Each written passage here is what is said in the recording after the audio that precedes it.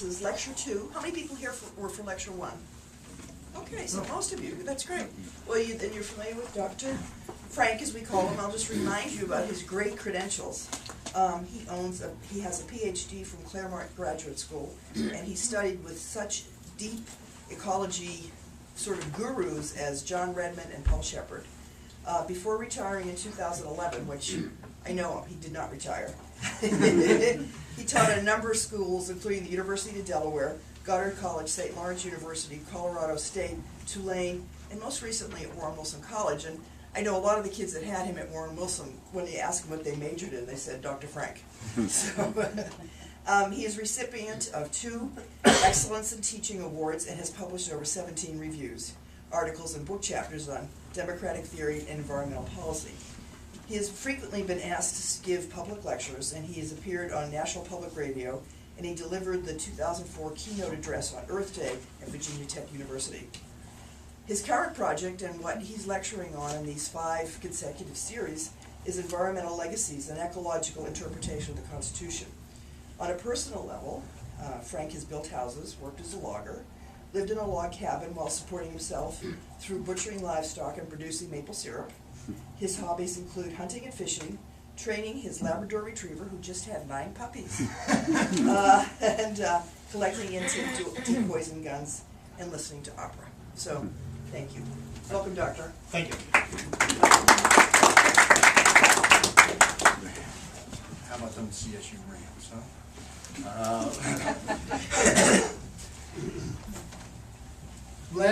During the last talk, we gave a broad overview of environmental politics, how people view the environmental situation.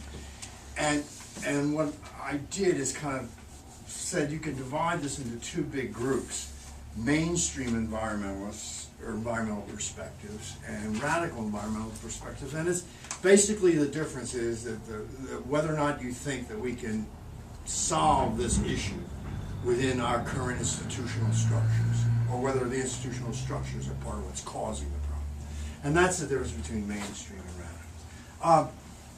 What I want to talk about today is how does that politics work its way through the American political system. So specifically, we're going to change our conversation to the Constitution of the United States.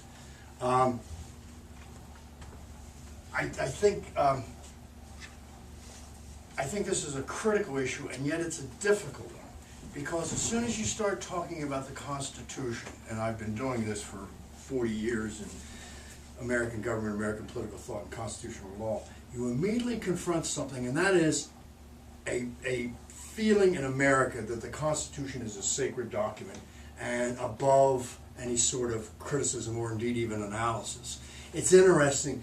We've reached a point, because I watch this, it's now, if not fashionable, at least acceptable, I think, to question some of the founders. I mean, we can talk about Jefferson's slavery and Hamilton and Benjamin Franklin's sexual peccadillos and What are those? Lecture number 6. John Adams' rather peculiar personality. It's all right to talk about the founders and framers as individuals, but we still hold that document, I think, in if not sacred status, I think at least iconic status. One of my favorite quotations is from Barbara Jordan, a member of the House from Texas. She said, "My faith in the Constitution is whole, it is complete, it is total." Which, that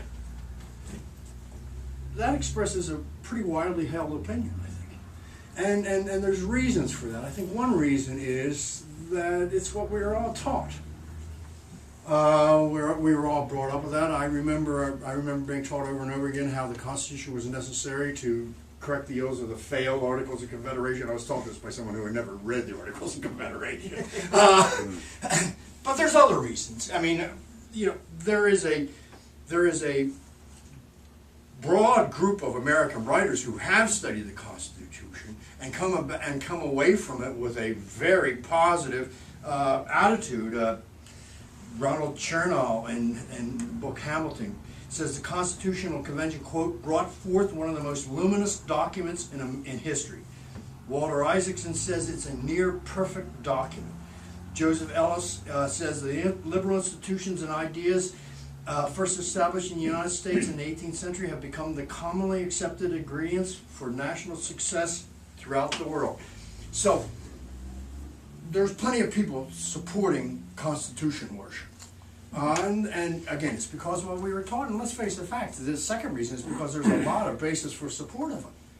America is a rich nation, militarily powerful nation, politically stable nation that has provided more than a little opportunity and civil rights and civil liberties to millions and millions of native and immigrant people. Our record is, in many ways, laudable. But there is a small minority of scholars who look at the Constitution and see that there are failings. We could have been more egalitarian. We could have been more democratic. This goes all the way back to 1913, a significant date, with Charles Beard's publication of An Economic Interpretation of the American Constitution, where he argues basically the Constitution was designed to protect the interests of the rich.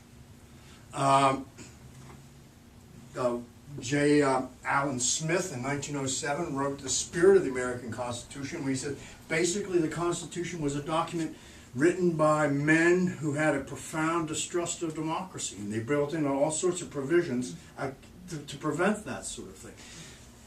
Today, more recent criticisms of the Constitution have been from, let me get their names here. Sanford Levinson wrote a book in 2006 called Our Undemocratic Constitution. Daniel Lazzari wrote The Frozen Republic.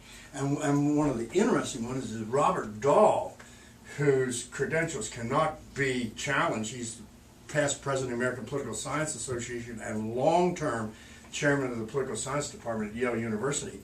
Published a book called How Democratic is the American Constitution? And he came to the conclusion, not very. And comes up with all sorts of suggestions what to do about that. So analyzing, giving a critical analysis of the Constitution is not something that's unique. It's a minority position, but it's not unique. But most of the criticisms are focused on the issue of how much does the Constitution embody economic justice, variously defined, and how much does the Constitution embody democratic politics, variously defined. As interesting as those questions are, me and my book are addressing a different issue. We're not talking about economics or politics so much. Well, the question I want to ask is, how ecologically sustainable is the Constitution? And that, it seems to me, is a question we really need to ask, and one that isn't being considered very much. To begin, how do you define? How do you define ecological? How do you define ecological? How do you define ecological sustainability? Let's start there. I take the position. A simple way of doing it is to take the position of two very noted ecologists, Barry Commoner and Garrett Hardin, and they've taken the general science of ecology and reduced it to a few basic principles. Their argument is to be sustainable long term, your activities in politics must conform to these basic principles, where the Commoner calls them laws of ecology. So one of the things we can do is we can articulate what those laws of ecology are, or these ecological principles, and then we can ask, how does the Constitution policymaking process fit in with that? Fair? Commoner and Alex. These are the principles of ecological principles, things you can ignore but you can't change. Okay? Principle number one. It's all right if I read this. Everything is connected to everything else.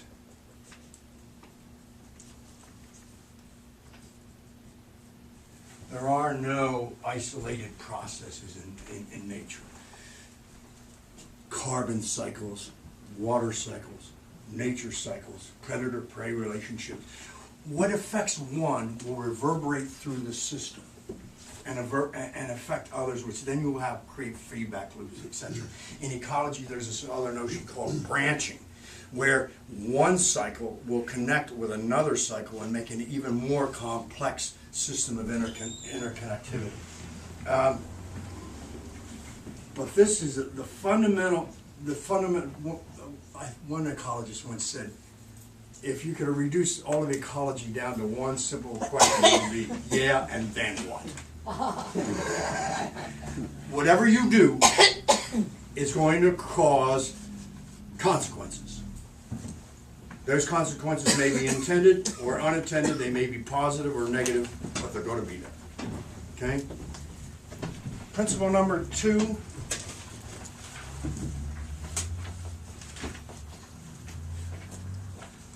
Everything must go someplace.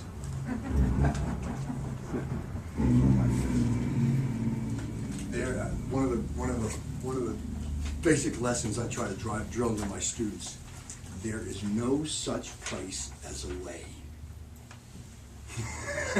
And that's tough, because a way, the notion of a way is really deeply embedded in our system. It's where we take our vacations. It's where we throw our garbage. It's where we put our problems. You know, what are you going to do? What are you going to do with that disposable razor? I'm going to throw it away. No, you're not. You're going to put it in the local landfill. But that's not a way, and that has consequences. This is kind of a subset of this principle. But what it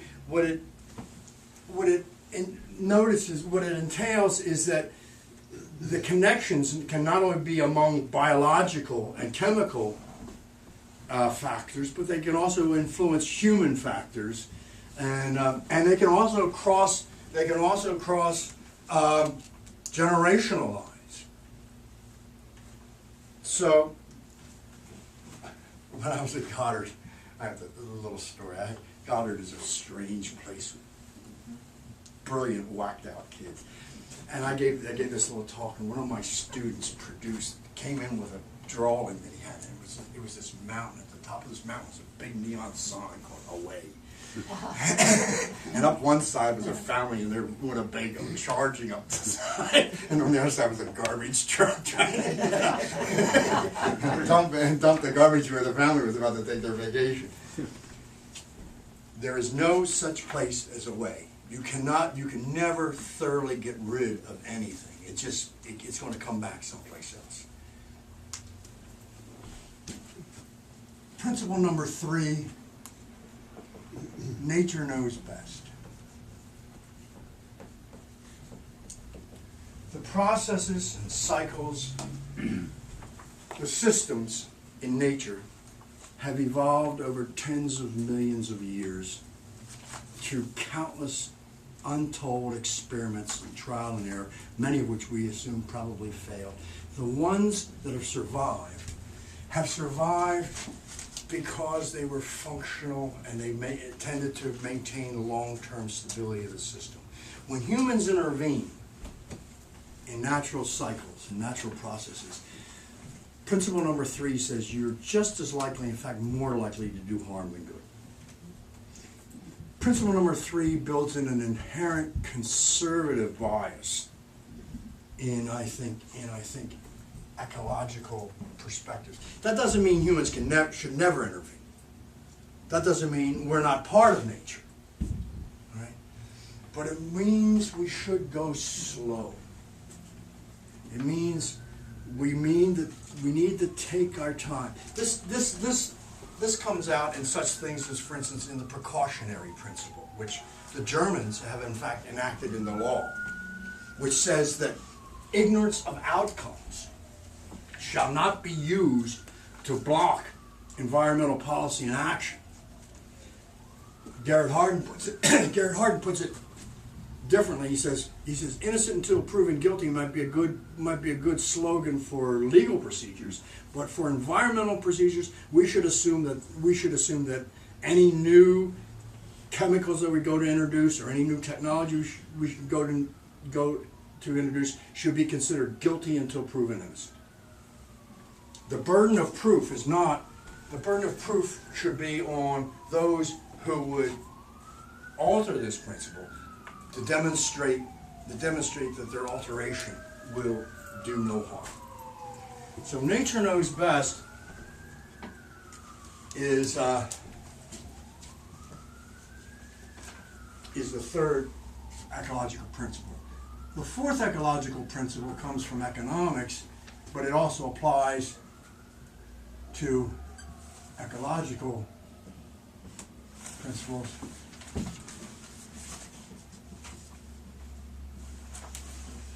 There's no such thing as a free lunch.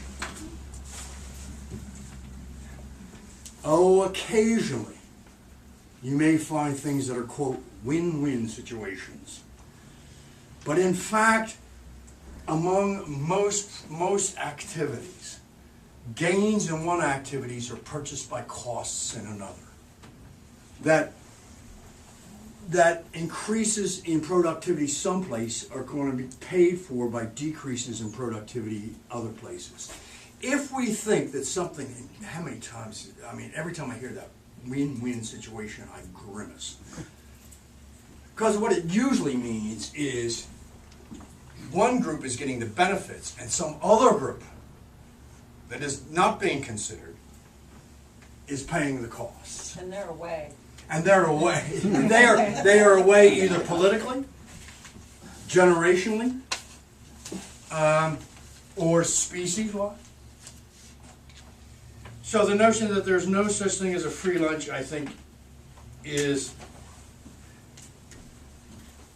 to be considered. The fifth principle is states that individualistic markets cannot manage common pool resources. To put that differently, this is Garrett Hardin's Tragedy of the Commons.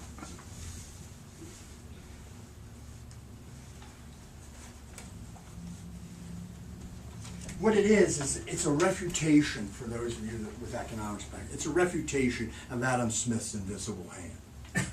Okay?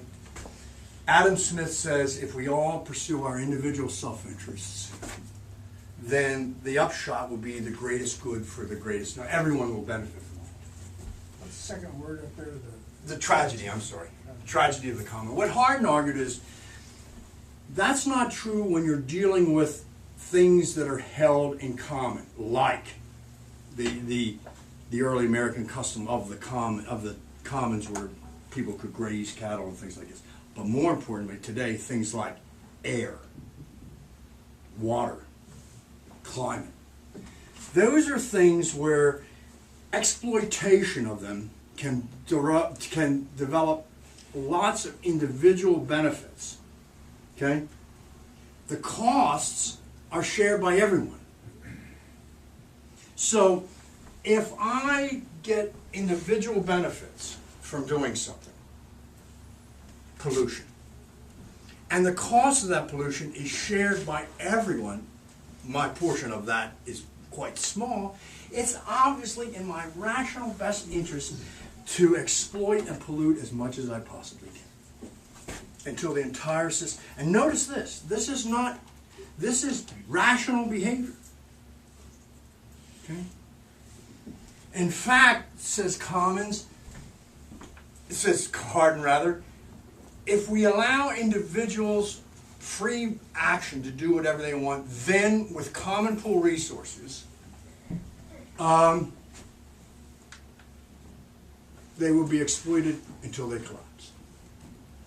There's only two ways to get around this. One, change the motivation away from individualistic rationality towards some notion of communal or collective moral concern. Or two, establish and implement rules that prevent people from over-exploiting the commons. So if the end result is gonna be collapse, is there a point at which it becomes in an individual's best interest to do something to try to change that? The problem there becomes, of course, is you get tipping points. Right. Where up through that tipping point, maybe far beyond that tipping point, it's still in my it's still in my rational self-interest to keep doing it. Okay? And the other thing that's important about this is that this situation cannot be resolved. Boy, I have a tough time with this with my academic colleagues. Education cannot solve this. Okay? Because the behavior can assume full. I mean, we all know if we keep driving internal combustion engines, we know what the consequences are. It's not a matter of ignorance. It's a matter of the cost of stopping. For me, is very great, and the damage that I'm doing just by driving my truck is not that great. Isn't there another factor that there a fair number of people out there think that technology will triumph and they'll come up with a solution and we can exploit now at the same rate because 2 years from now. Yeah, that's principle number 7. Okay, principle number 6 is what is no good, states what is no good for the hive is no good for the bee. I did not write that down. No good for hive, no good for bee. What does this mean? This, by the way, for those of you, this is Marcus Aurelius.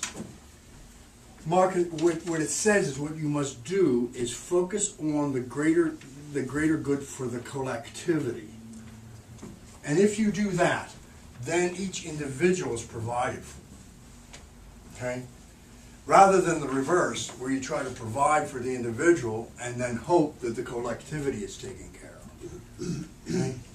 So, what we need to do when we're making environmental policy is focus on large sustainable units, watersheds, climate systems, and rather than ask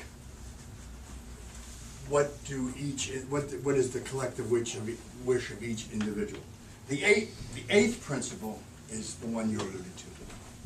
7, humans are not exempt.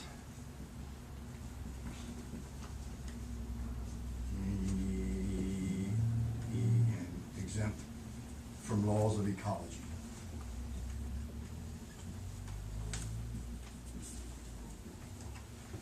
There is, as this gentleman said, a common feeling.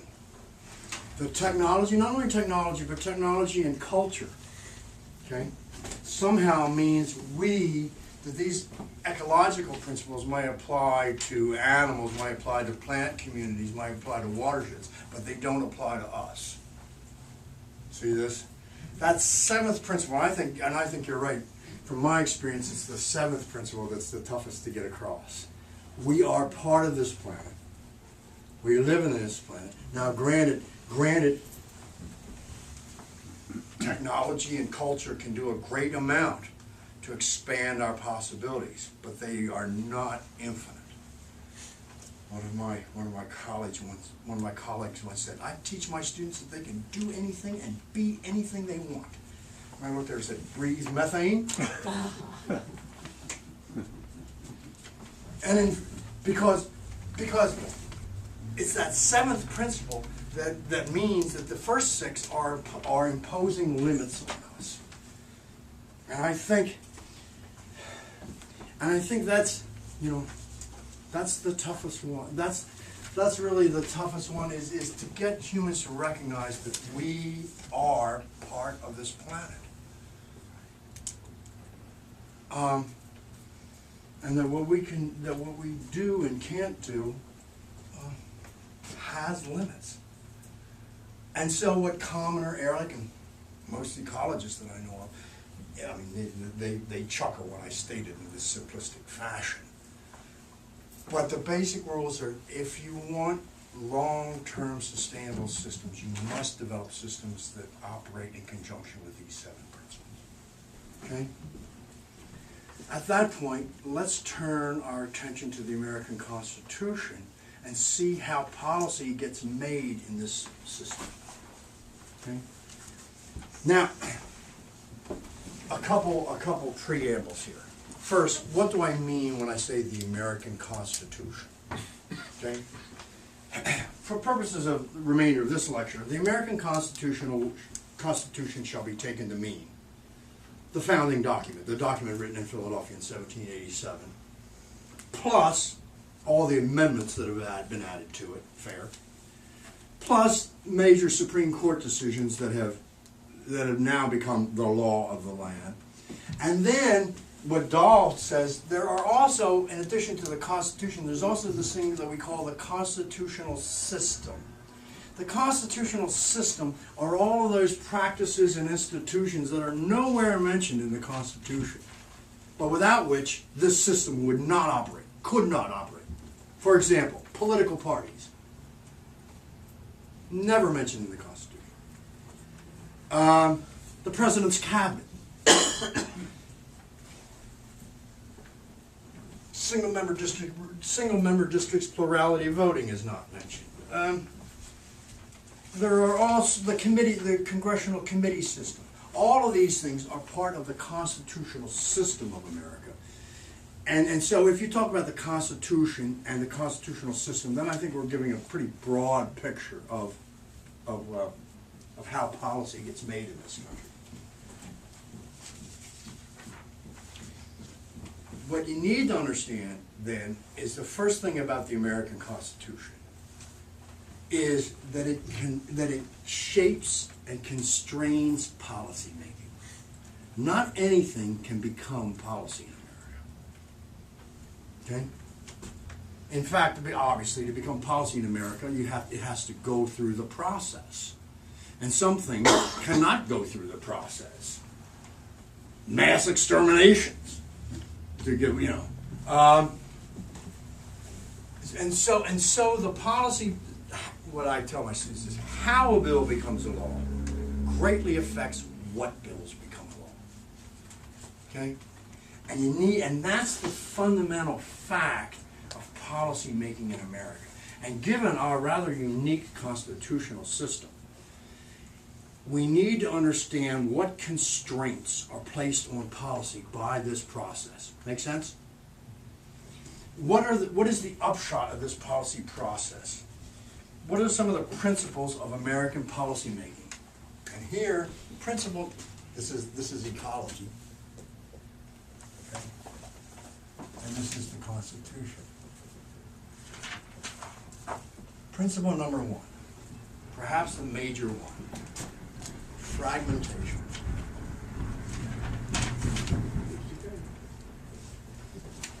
If the fundamental principle of ecology is that everything is connected to everything else, the fundamental principle of American policymaking is nothing is connected to anything.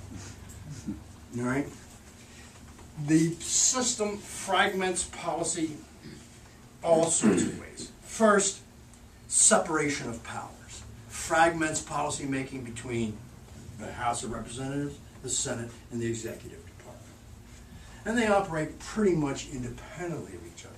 Within those, then you have bicameralism, which separates policymaking between the House and the Senate. My students are sometimes amazed by, for instance, a policy that is proposed in the House may be simultaneously proposed in the Senate, but it doesn't even have the same name or number in many cases. And during this whole process, that varies very often, they don't even talk to each other.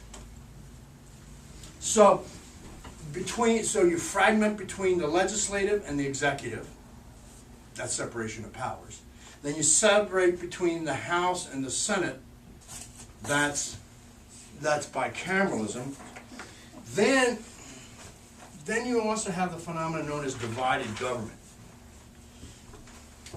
if you have the president, the House, and the Senate, let's say, if it takes those three groups to formulate a policy, you have divided government when one of those is controlled by one political party and the other two are controlled by a different political party. See that? Since World War II, divided government has been much more often the rule than the exception.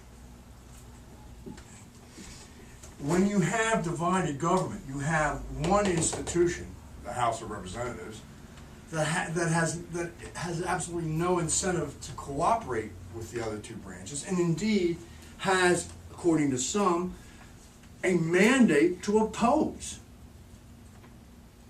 Okay? So, divided government, my friend, it's always great to have someone in class from a parliamentary system. This befuddles them. Okay? Because, of course, in their parliaments, they don't have separation of powers. The executive is part, David Cameron is part of the House of Commons. Okay?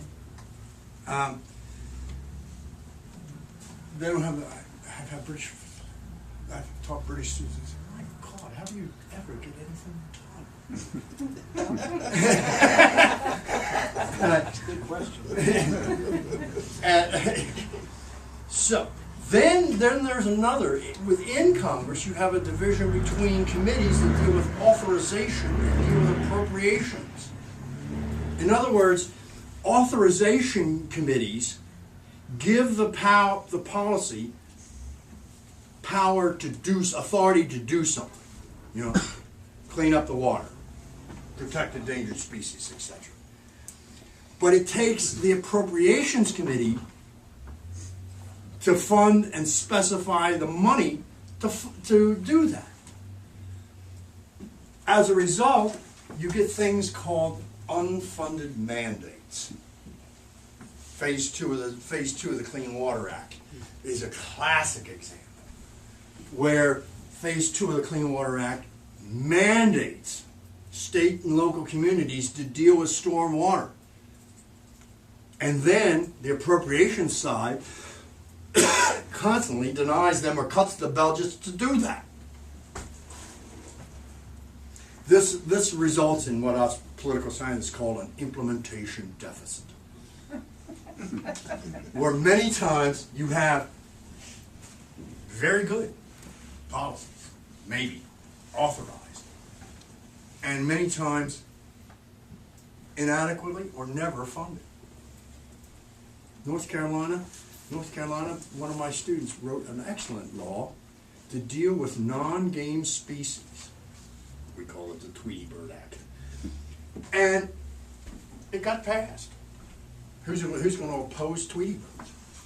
Then the question is, how are you going to fund all the projects? It has, to my knowledge, has never been adequately funded, with the exception of the non-game species checkoff on our state taxes. That's about its only source of income.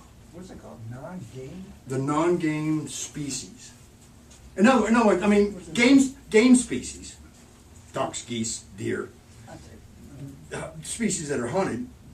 They get lots of funding. They're funded by Shells, Pittman-Robertson Act. They have funding sources. Licensing fees. They have all sorts of fees. Non-game species, it was difficult to develop conservation policies for them because they didn't have a constituent. So a lot of people said, okay, let's write in appropriations to help protect non-game species. Everybody was in favor. Then they said, okay, if we tax shotgun shells that hunters use, let's tax binoculars that bird watchers use. Let's tax hiking boots. The uproar was cacophonous. And none of those taxes were implemented. The one that was implemented was the voluntary check. Okay? How can that happen? It happens because the people who make the policies are not the people that have to pay for them. What's the result of all this? The results of all this is it's very easy to get policies passed through authorization. Authorizing committees always want to do something. They want to help their constituents. Appropriations committees never want to spend money. Right? And Ways and Means and Finance committees definitely don't want to raise taxes. So, the result of this, not surprisingly, is you run a lot of budget deficits. Because you're doing things without the money to pay for it. Why do the initiators not provide for the funding in their original bill? Because it's unconstitutional for them to do that. That would be a violation. See, that's important. It's not that they're evil people. If it's done in the House, it would not be Oh, yes, unconstitutional, would it? yes. The authorization committees in the House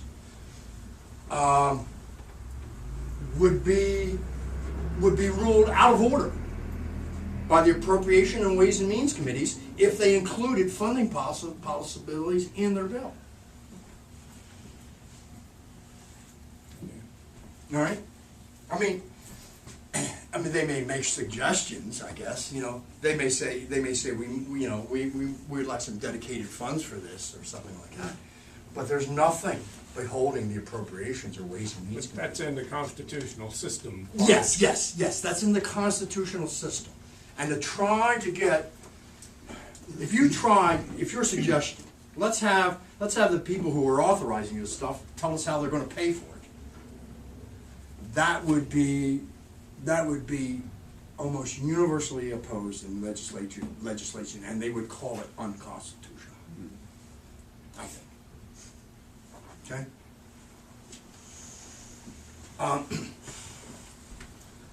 So we have the division of then we have another one. Federalism is in our Constitution, which divides the government between, of course, a national government and 50 state governments. I've got mixed feelings about federalism. On the one hand, federalism holds forth the possibility of laboratories of democracy. Some states, California, Vermont, can have very, very advanced, sophisticated policies. Other states, Texas, have some that are not quite as sophisticated. I often ask my students, if you listed the 51 governments of the United States, the 50 states and the federal government, and you picked a policy, waste storage, clean water, where would you rank state policies and the federal government's policies? And I think in more cases than a few, the federal government would be about halfway down the list. So federalism can lead to some state policies that are very, very progressive. Maybe, in fact, policies that actually conform to some of these things. It can also lead to things like North Carolina passing laws saying climate change science shall not be included in any coastal management plans. So, federalism is up for grabs. The first principle of the American Constitution is fragmentation of policy. Okay? The second major thing you have to understand is that there is an incredible short-term bias in policymaking in America. Given a choice between considering long-term consequences and more immediate consequences, the more immediate consequences will almost always prevail. Why?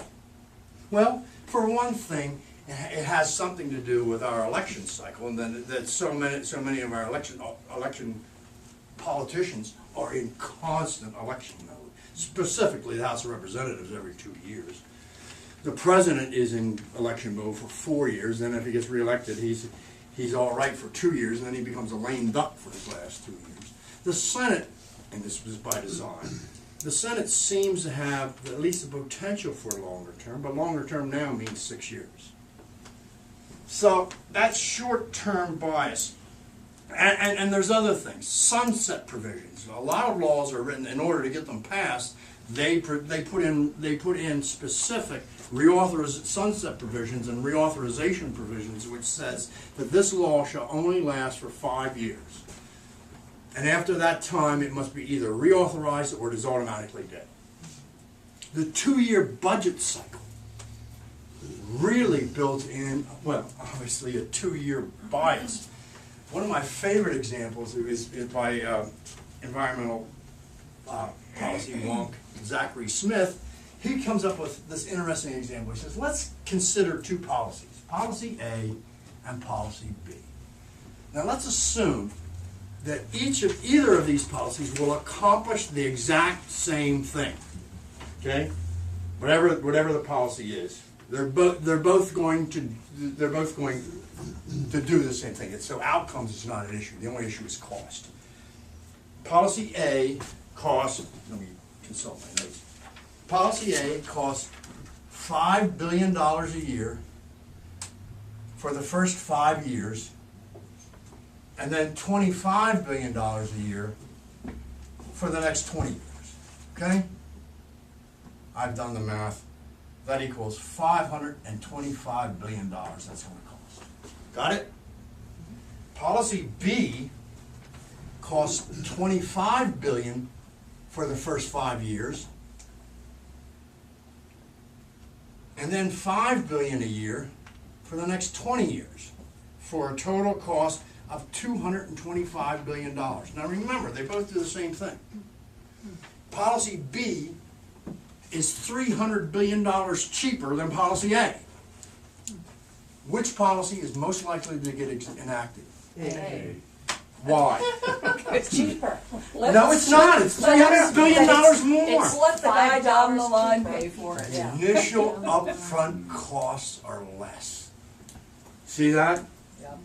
And it's that initial upfront bias, that short-term bias that Smith, and I think he's right, says will almost guarantee the passage of policy A.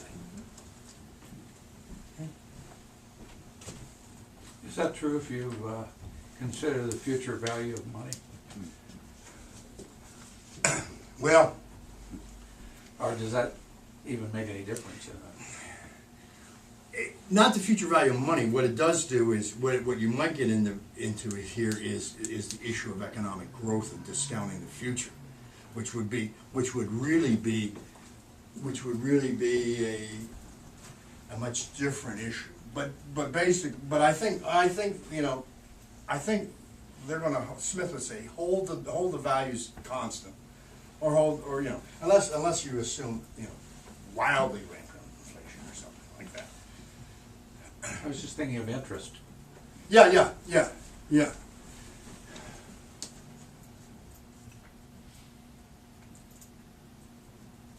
Yeah, if you have more money, B would cost you more upfront, too. Yeah, and A would cost you more over the long term. So you're right, it would have to do with, it might be affected by long or short-term interest rates. But I think the basic point here is, what it's really affected by is that short-term bias. Okay?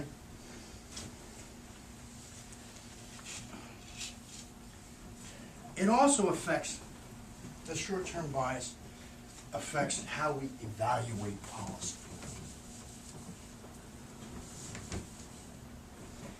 Are our policies succeeding? Are they doing any good?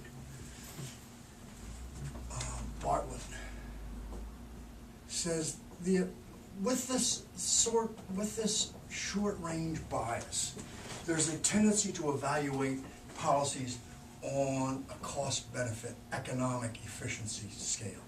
Does that make sense? Because it is something that you can immediately test.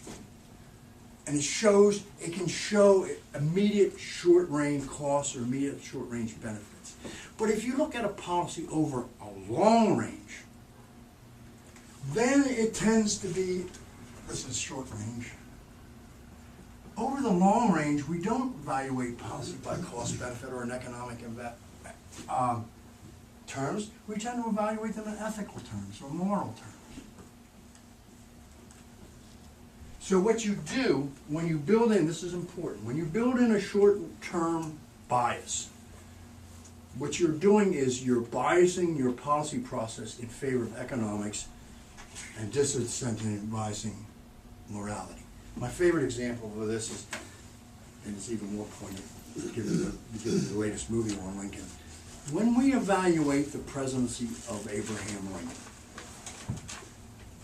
how are we, like, from a perspective of 150 years, how are we likely to evaluate his policy? Did we say that, gee, the Civil War was an effective use of government expenditures?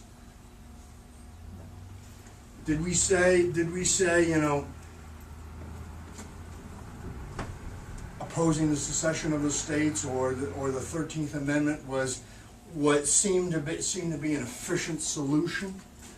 In the long term, Lincoln is evaluated not by his economics, which were probably pretty disastrous, to tell you the truth, but he is evaluated in ethical, moral terms. Did this policy change this nation?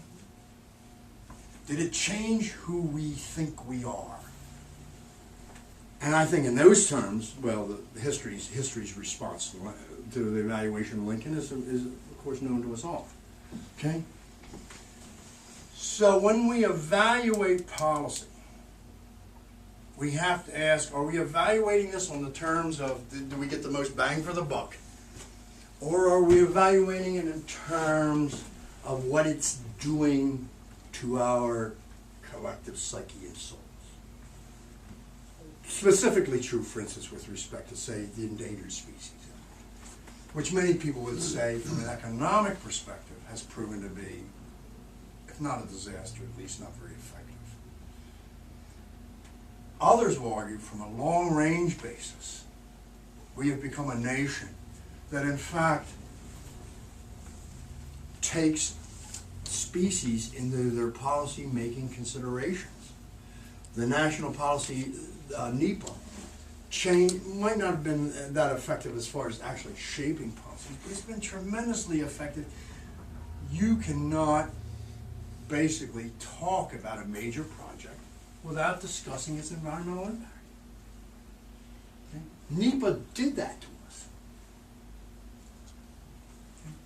Okay? And so I think at least when we're talking about the short-term bias, we have to talk about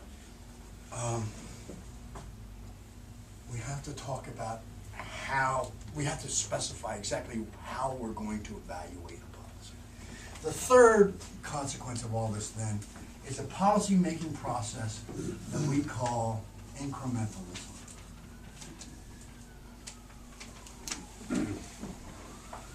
Incrementalism means that fragmented policies are dealt with bit by bit, piece by piece. Okay? They're reactive. The standard phrase is, if it ain't broke, don't fix it, which means don't try to fix it until it breaks. Okay? We react to problems instead of waiting for them to come. And when we do that, we deal with them only as much as we think we can get by with for that immediate thing. This is what's known in America as of course, pragmatism. When we talk about pragmatic politics, we're talking about incremental muddling through. Okay? Respond. And of course, given what I said last meeting, this means that this policy process must, on environmental issues, favor short-term mainstream policies because they don't require any long-term solutions. I mean, when I taught, was out on the job market, they said, when they would advertise a position, they would say, this is for environmental policy. And I knew exactly what they meant by that. They meant taking this system and showing how environmental issues work their way through the system like any other issue. which of course is important information to know. But it's also important to know how the system shapes and constrains those policies. And how incrementalism really flies in the face of a great many of those ecological principles. How do we get ecological policy intertwined with national security? Because all these like go out of. Well, I mean, If anybody will do anything for national, if you say it's national security. well, for reasons, yeah. Or how can we get environmental policy linked to energy policy? You know, linked to economic policy, linked to population policy. Okay? Those things are incredibly difficult, if not impossible, under this system. You understand that? Right. I asked, yeah, Another question. You mentioned NEPA just a minute ago. yeah. And it seems to me that's an example of kind of a game-changing solution at the time. And that is in distinction from the incrementalism you just mentioned. It is game change. NEPA's a fascinating piece of work. Yeah, can you? NEPA was passed, Does everybody know what NEPA is? the National Environmental Policy Act, And Nixon gets a lot of- 1972. Yeah. All right, it was passed. Notice this, by Richard Nixon. Right. All right, it was passed during the Vietnam War when consensus was really trying to get through. I mean, what do you think the chances of NEPA passing today are? Oh, zero. Zero. All right, and it was passed mainly because they hoped that it would have little short-term economic impact. And there's people that will argue that NEPA has almost, NEPA doesn't stop policies, doesn't stop projects, doesn't stop them even if they're bad. It just says you must consider them. But the long-term effect of NEPA is, I think, this. And I'm a huge fan of NEPA, not because of all the practical things it's done, but how it's changed and altered our consciousness, which I think you and I would both agree it's been remarkable. I mean, when I first started teaching, back during the first Punic War, there were no environmental studies departments. I started teaching before NEPA. There was none. I don't know of a single environmental policy. Now, you'd be hard-pressed to find a single major college and university in this country that doesn't have an environmental policy program. Fair? Okay. NEPA did that. NEPA was a major force of that, I think. The way NEPA got through, well, hold off on that, all right? It might have got through on the slide. There are other things. Besides this, we have another principle is, of course, checks. Constitutional checks are basically all those provisions that allow some group, branch, or institution to say no, to block a policy from moving forward. Okay?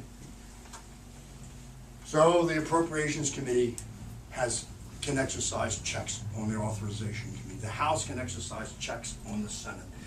The President can exercise the veto on the House and the Senate. The Supreme Court has the ultimate check on all of them. Okay? That system of checks, there's good points and bad points. That system of checks makes it very difficult to impose ill-considered, tyrannical, despotic policies on this country. And we should all, I don't want to leave anyone the impression that I don't understand and appreciate that. It also makes rational long-term policy making impossible. Okay, and that's the baby in the bathwater situation.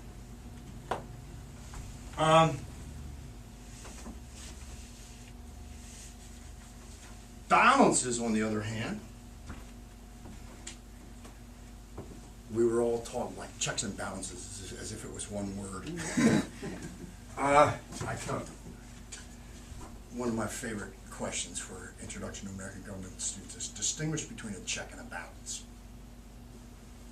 Balances are all those constitutional provisions. Too many checks, you don't have a balance. That's right. That's right. Balances are all those constitutional provisions which which strengthens institutions that the founders thought were too weak, and weakens those that they thought was too strong. The major way they do that is through specifying tenure and length of service.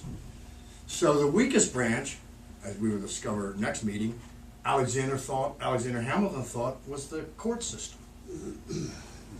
So what do? You give them life tenure, elected by no one. That's balancing them. Which is the strongest institution? Interestingly, they thought it was the House of Representatives, the most democratic institution. So what do?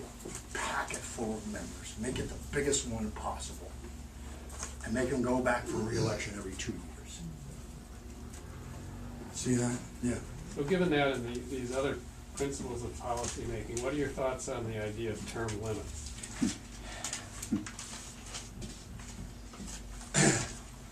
I mean, when you look at like the short-term bias and so forth. Well, is there- let me answer that by saying it all depends what your attitude on Congress is. Right? I mean, I found it amazing that Barack Obama goes to Israel. Did you see this? He walks off the plane. He walks 20 feet, meets Shimon Peres, and they're having the opening ceremonies. He hasn't been there 5 minutes, and he says to President, he didn't know the microphone was picking up. He says, "Boy, it's good to get away from Congress."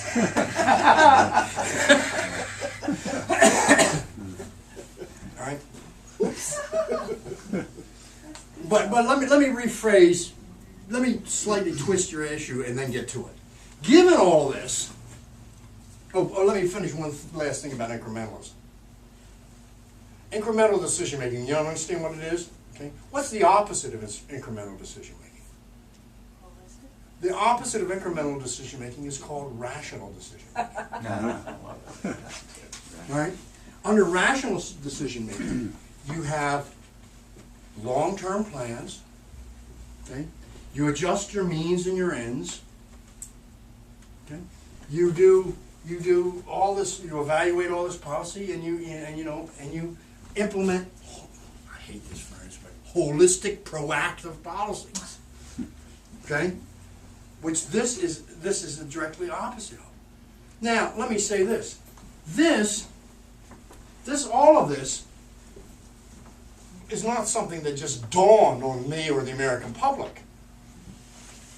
This has been known for quite a bit of, it's been over 200 years. Okay? What options do we have? One, we have three options, it seems to me.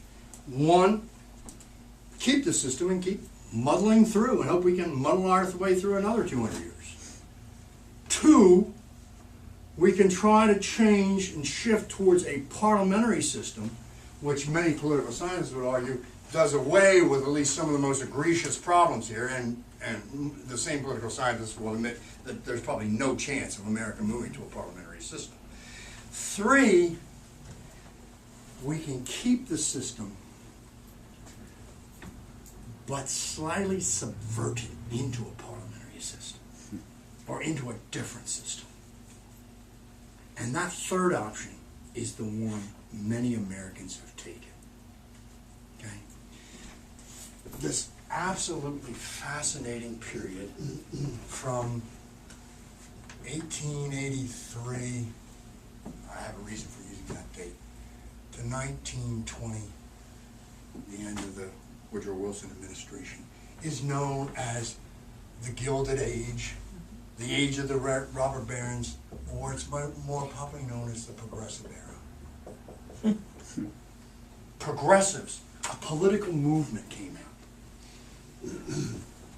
that saw all these constitutional hang-ups and realized we had to do something about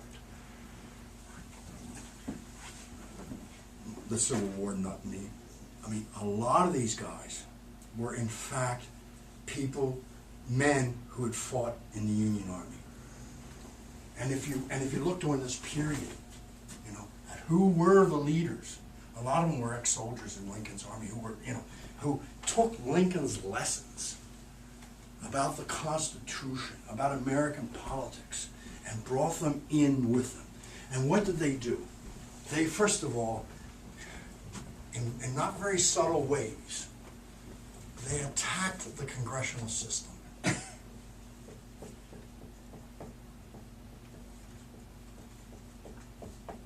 I mean, they just said, this is a recipe for gridlock. This is a recipe for stagnation. Or the word they use most often, it's interesting, Rachel Maddow titled her new book, it's a policy of drift. Incrementalism, muddling through, is just saying we're going to drift our own. Congress, it's almost impossible to do that. Maybe you can reform Congress a little bit. Term limits, okay? Getting rid of the seniority system, public financing of campaign elections, all that stuff. But in I don't want to get to my date wrong, about the turn of the century, a Princeton professor wrote a two volumes called Congressional Government. And basically it was 2 volumes of attacking Congress and all of this as producing nothing but ineffective, irrational policies. And that professor, and that Princeton's professor's name was Woodrow Wilson. Okay.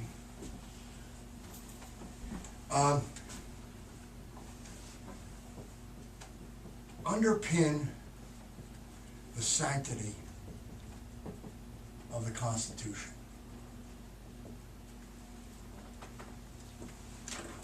Charles Beard, Alan Smith, Frederick Jackson Turner, all of these were progressive historians who wrote some landmark books during this period saying, listen, the Founding Fathers might have been nice guys on this, but they were not far-sighted geniuses. They lived in an era when democracy was not understood, when support for popular movements was not understood, and they developed an incredibly anti-democratic institution. And so we might respect them and study them, but they deserve very little reverence. This became a common theme among progressive historians. Okay? So what were their plans? Their plans, if this is a problem, their plans were 3, shift the power out of the hands of Congress and into the hands of the president. I mean, and nobody does this more forcefully than Theodore Roosevelt, who becomes our first real progressive president, who redefines the powers of the president. The original Constitution had this notion of enumerated powers, which said basically, unless the Constitution says you can do it, then you can't do it. You understand that? That's what's enumerated powers. Roosevelt, TR, came up with this notion of what he called the stewardship theory of the presidency, which says basically, unless the Constitution specifically says I can't do it, then I can't. See the difference? Huh? And he will. The Antiquities Act. The Antiquities Act was passed, and he walked in there and he says, is there anything in this bill or the Constitution that prevents me from declaring a national wildlife refuge? The Attorney General says no. He said, I therefore hereby do it. And he just, and none of this stuff was going on. And so you shift power to the president, you shift power to the executive branch, you shift power to the bureaucracy. And so we developed parallel systems. See this? One, the constitutional system, which in my opinion protects a lot of civil liberties but doesn't get much done. Right? 2, the progressive system, which holds forth the possibility of getting a lot of things done, but requires some innovative interpretations of the Constitution. Let's put it that way. Okay? Sometimes it's called leadership. Sometimes, if you like the decisions, it's called leadership. All right? If you don't like the decisions, Despotism. then it's called something else. You know, when Teddy Roosevelt starts stroke of his pen, starts just all, you know, just starts creating national parks and national refuge. Go Teddy. When Barack Obama says he has the authority to order the assassination of any given American citizen, I start to get a little squeamish. Then all of a sudden, I just want to hear a lot more about checks and balances and separation of powers. That's my problem. You see, my problem is, and your problem is, there's some of this in all of us. And there's some of this in all of us. We want effective but limited government. And you can't have both. Okay? Or let's say it's very difficult.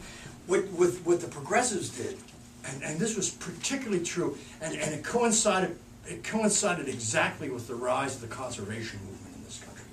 They shifted power to the bureaucracy. They created all these new bureaucratic institutions, the Forest Service, and that, Department of the Interior, the National Reclamation stuff. Samuel Hayes, if you're ever going to read one book, Samuel Hayes has a terrific book called The Gospel of Efficiency. And it's called Resource Conservation in the Progressive Movement. And it's Gifford Pinchot, W.J. McGee, all of these policies, and what they were going to do, they were going to get politics out of the hands, and this became a dirty word, of the politicians. And they were going to put it into the hands of the experts. See it? Give that title and author again. Samuel Hayes, Hays, and it's called The Gospel of Efficiency. It's about 20 or 30 years old, but there's never been a better book written about this progressive era. The subtitle is something like Progressive Era and the Resource Conservation. And it's partially about resource conservation, partially about conservatism, but it's also a lot about the shifting. See this? And the shift was made. They amended the Constitution some. They passed the 13th, 14th, and 15th Amendment, which dealt with the Civil War issues. But then they went after the Congress and the entrenched powers. Right? They passed the income tax bill. They took election of senators out of the hands of state legislatures and made them popular. They gave the right to vote to women. Why did they do that? Because they were a bunch of feminists? They did it because they felt that women were more inclined towards progressive positions and progressive attitudes. And if you gave them the right to vote, they'd vote progressive. And guess what? They were right. Forgot to mention smarter. Well, and goes without saying, Darren. Goes without saying. Okay? The problem with all of this is, and I feel like I'm missing something, but the problem with all this is that there's an assumption here that the president is above this kind of incremental, pluralistic bargaining. That what the president is the spokesman for all the people. He represents, he and only he represents all the interests of everyone. He represents the national interest, the public interest, and that we have a consensus on that. I tell my students, listen to the speeches of Bill Clinton. Listen to the speeches of Barack Obama. These are progressives. Somewhere in that speech will be, we come from different backgrounds, we have come from diversity of skin colors, and etc. But we're all Americans. We all share these common core values. See it? And if to the extent that that's true, so progressivism works well in one of two situations. One, where there is a broad consensus on national values, or two, your point, I think, where there's such a national emergency that this process is seen as too clumsy, too slow, too uncoordinated, and we shift power to the president, and of course the war powers allows, it's a perfect setup for that. And we shift the power to the president anyway. So all of a sudden we get wars on poverty. Okay?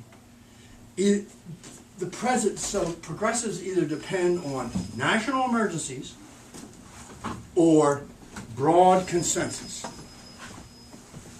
The problem that environmentalists have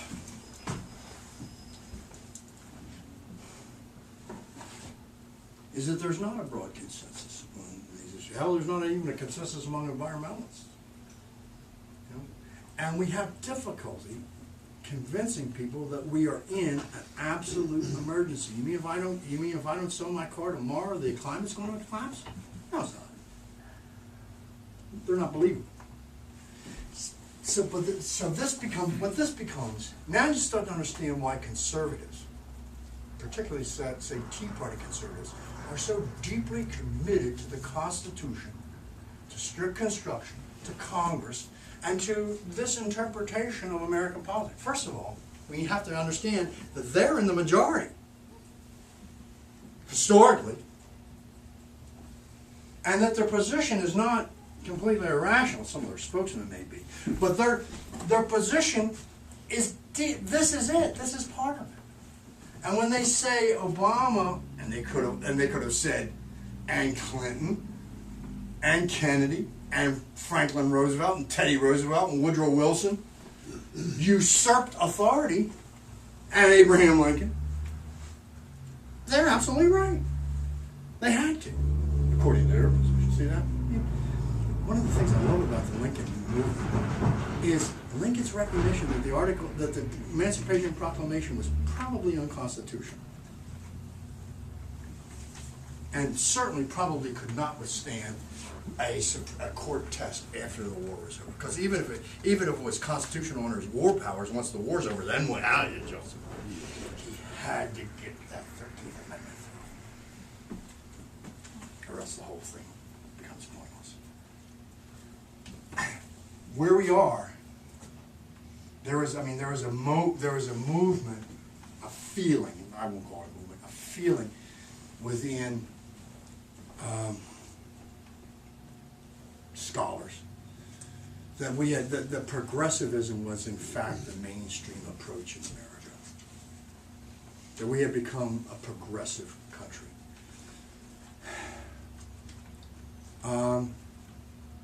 I think the presidency of Ronald Reagan was the major thing that blew that out of the water.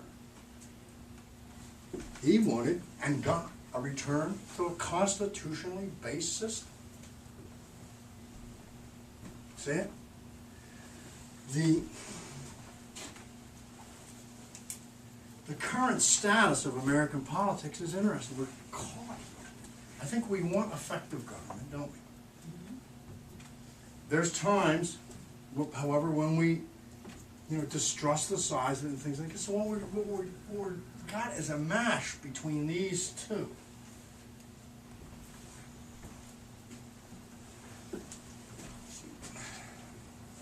Where Obama, I'm going to display my biases. Obama talks a progressive game and implements incremental policies.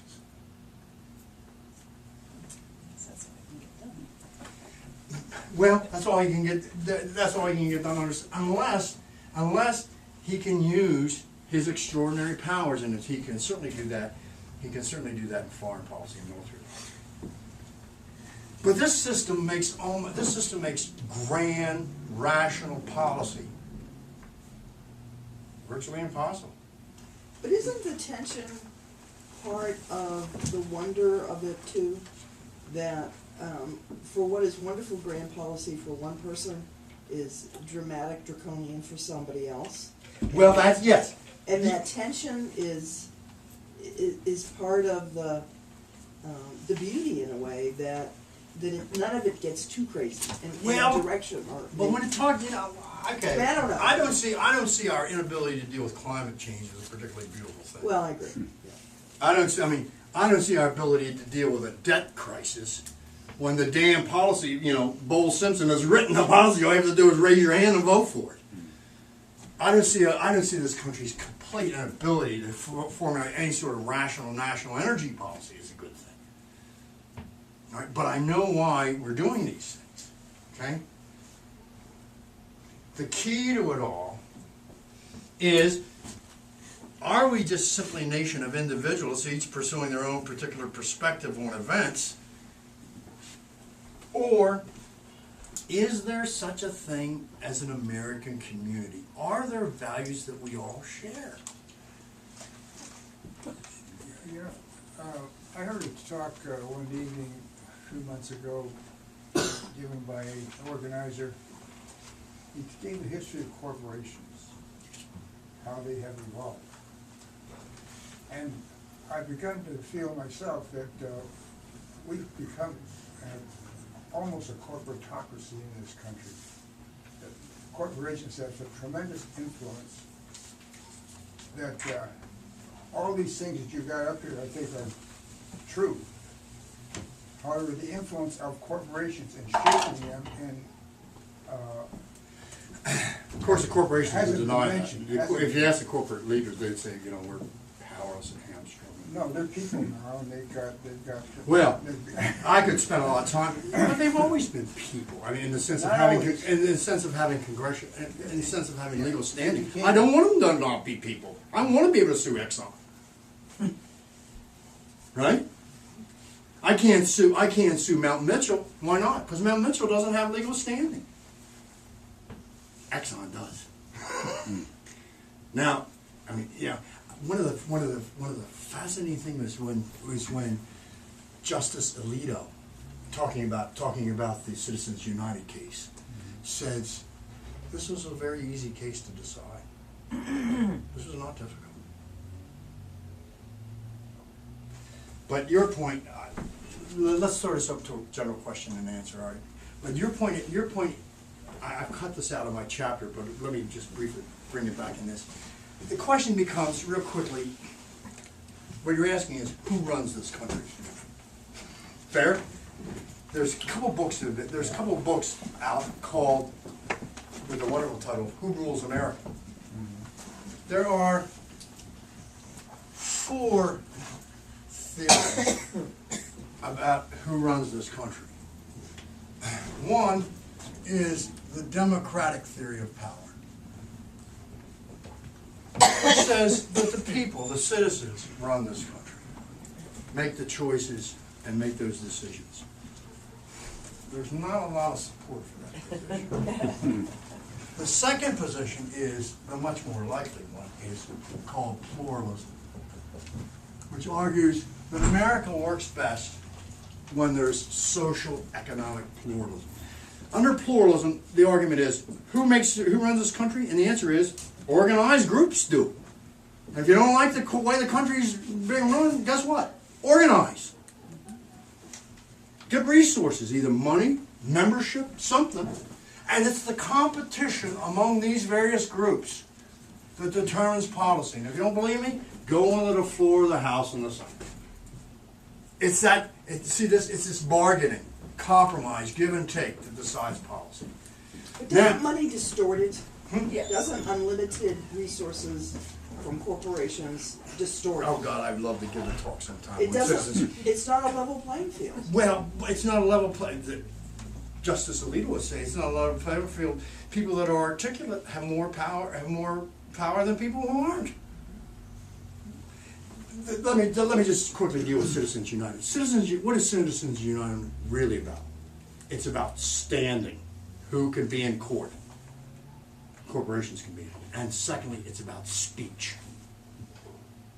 Is spending money speech? And the answer that the courts have ruled over and over and over again is yes. I mean, that's a speech. Now, to say you can only spend so much money is to say you can only speak so much. But if you said everybody can only spend the same amount of money, That's like saying everyone can only. That's like saying everyone can only read 2 books, or everyone can only make 1 argument in their life, or everyone, the court would thoroughly oppose that. My solution, nobody's asked about, is to say, yes, corporations are people in the sense that they have legal standing. Yes, because they have legal standing, they have rights. But those rights can be either procedural rights or substantive rights. Corporations have all the procedural rights of human beings. But since they're not human beings, they have none of the substantive rights. Speech, corporations don't have freedom of speech. I got a question for you, please. Huh? I've been thinking about this for a long time. If you can give rights to a construct that we call corporation, why can't you give rights to whales, Or mountains, or the French Broad River. or trees, or the landscape? Here's another book for you to read. Christopher Stone, okay? The title of the book is Should Trees Have Standing? You know this one? Well, yeah, I mean, you're giving Stone's argument. You're giving Stone's argument. I'm And kinda Stone's asking- argument is, look, the granting of rights is arbitrary. We give, not only do corporations have rights, ships have rights. What about responsibilities? Isn't that the other side of it? Well, yeah, ships also have responsibilities. Corporations have responsibilities. If you give rights to Mount Mitchell, what responsibilities does Mount Mitchell have?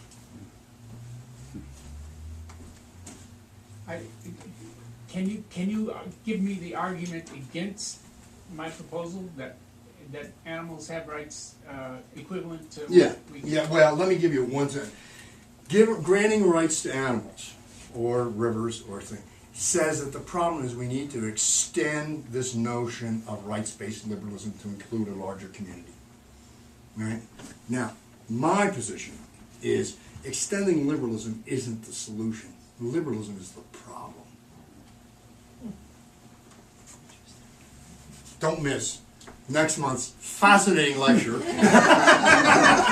All right, on that topic. Let me get through this real quick. The third, because it's this general's point, the third theory of power is elitism, which argues that it's not groups that control, that have power in America. There is, in fact, an American ruling class. They send their kids to private schools, Asheville, you know. They go to the best private colleges. Now, it's an open elite, right? You can work your way into it, but they don't sit there and conflict and fight. They have a shared consensus on the way the world runs. And if you want to join that elite, you better prove over and over and over again that those values are your values. No, but that's the point. It's not, money is the consequence. Money is not the cause, all right? Michael Jordan has lots of money. Shaquille O'Neal has lots of money. Are they members of the elite? Hardly. Okay? Now, money, it takes about 3 or 4 generations. Ask the Kennedys, ask the Annenbergs. You know, if you have money, then you get to send your kids to Harvard. Then you get them into the right law firm. All right? Then you vacation at the right spot on Martha's Vineyard. Okay? I mean, this says decisions are made in the halls of Congress by competition and bargaining. You understand this? This says decisions on this country is made on the golf course, over the putter. Where people say, Harry, what do you think about this raising taxes? Like, yeah, I could go along with it. Who's right here? A guy named Bachrach and came up with, he says there's 2 faces of power in America. If you're talking about policy formulation, how policies get formulated in Congress, then it's very pluralistic. There's constant fighting. But if you're talking about the policy agenda, what is this country's basic values and what are we going to do, then that's controlled by the educational, business. You talk about business elite. Well, let me tell you, there's an educational elite in this country. Through board of trustee members on multiple boards, okay, that decide basically what gets taught in American colleges and universities. Needless to say, there's an incredible media elite that just, it's not what they cover, it's what they don't cover. Right? Then the fourth is, of course, the argument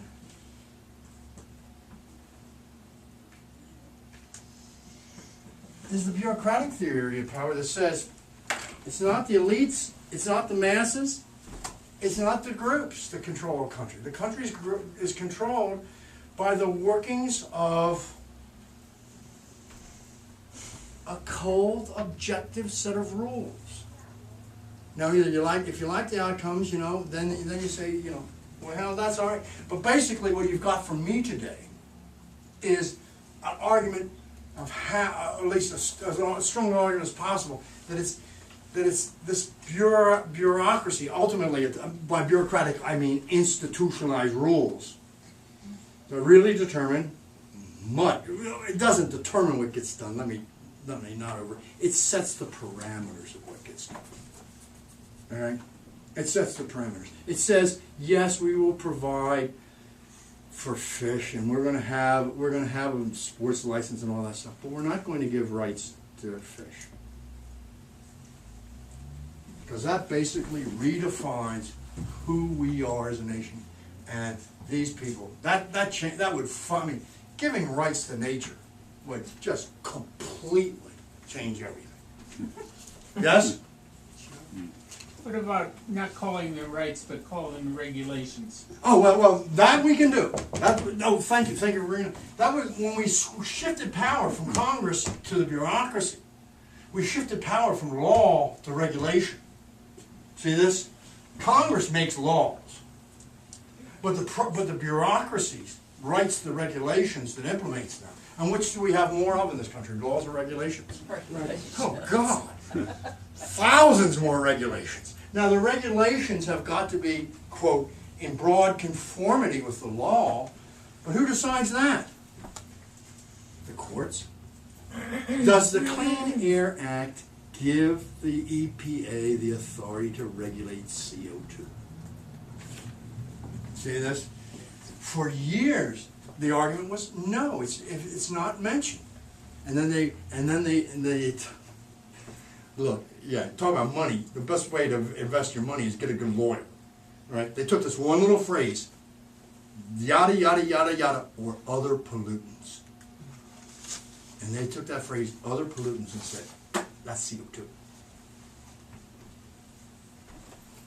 See this? The Clean Water Act gives Congress, the federal government, the authority to regulate water quality in navigable streams, in interstate commerce. What is interstate commerce? Is the Swananoa River in interstate commerce? Yes. Why? Because it flows in the French Broad, yada, yada, yada.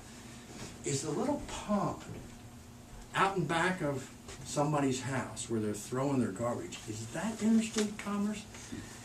And I swear this is the truth. This is one of my favorite Supreme Court decisions. Well, if migratory birds are flying over, migratory birds, ducks and geese, are in interstate commerce. The federal government can regulate them.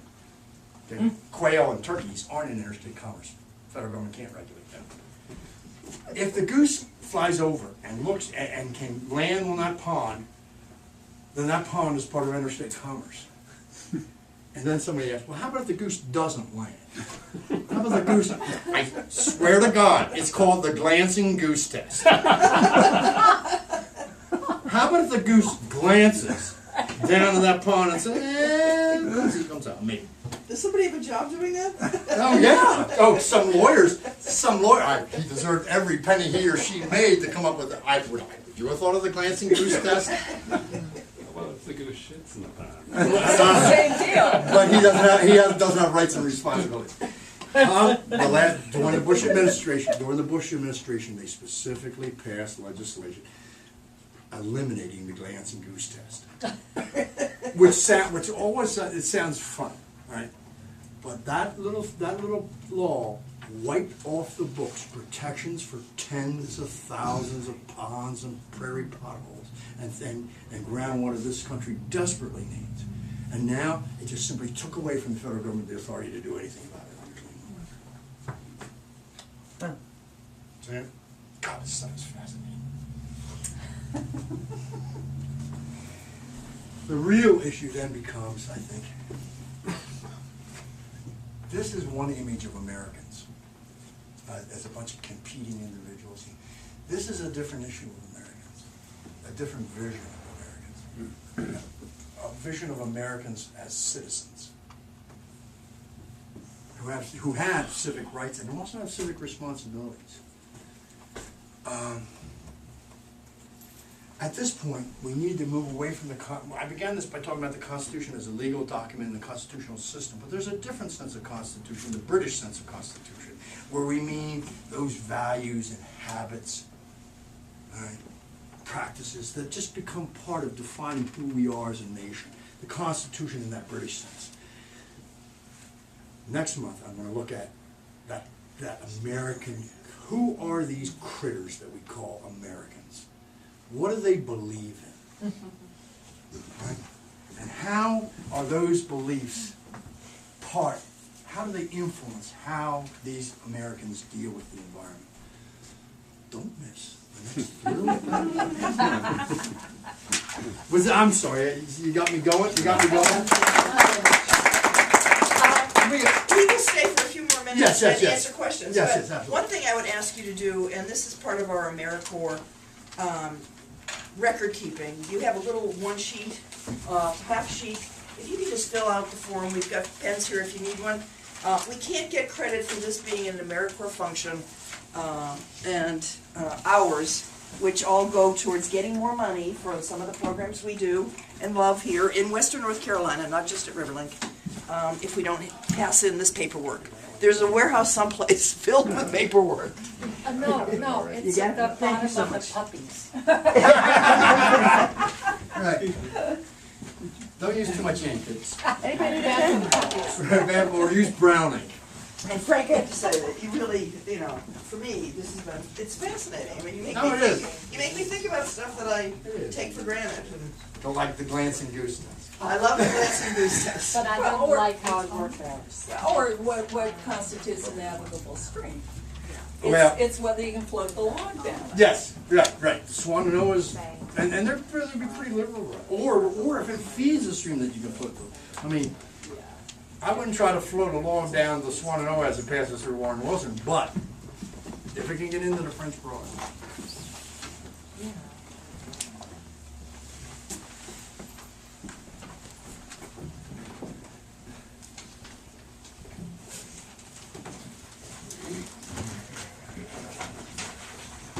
So we have a few more minutes if anybody would like to hang around and ask some more questions or just talk to them. But we do collect your. Thank you so much. Thank you. Frank's great as this.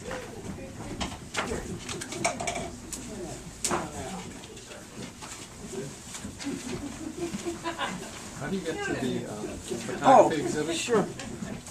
Did you show up? Oh, sure. Let me turn the camera off.